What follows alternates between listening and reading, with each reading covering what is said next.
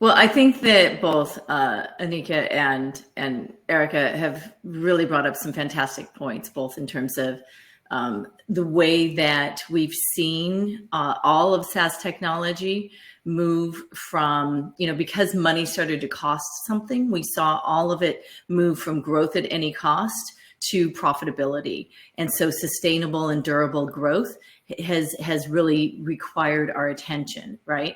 And when you look at that, then data is, something that's at the core of that. But I think too, we could have foreseen this a bit more if we'd been paying attention to the broader markets in 2022.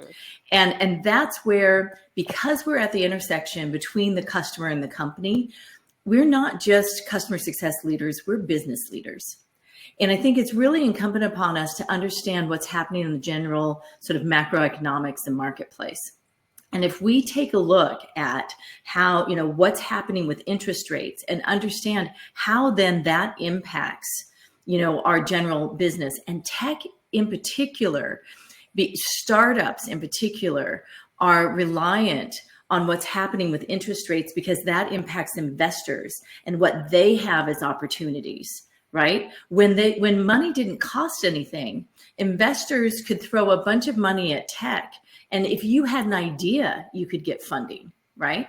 Whereas now you really have to prove yourself. Now what you're looking at is metrics like revenue per employee, right? Or costs per employee, margin per employee, right? And that's the kind of thing that it isn't just the CFO that should be looking at that. That's something that CS leaders, because we're at the intersection between the customer and the company, we should be thinking about, right?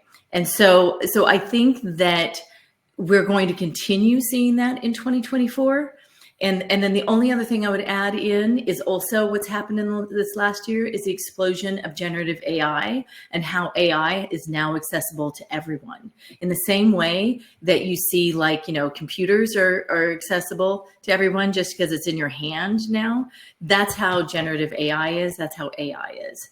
Right. And so it's incumbent upon us too, especially in 2024, to think about how we're using AI in small and big ways every day. And it literally should be incorporated into what you do throughout the day, the same way you would have used, like you would have Googled it. Now you need to, I don't know if we should call it ChatGPT, but, or Chatty or whatever people want to call it. But certainly, yeah, we do need a verb, and I'd call it more generally Gen AI, right? Because there's going to be so many different ways that we're going to use it in all of our tools.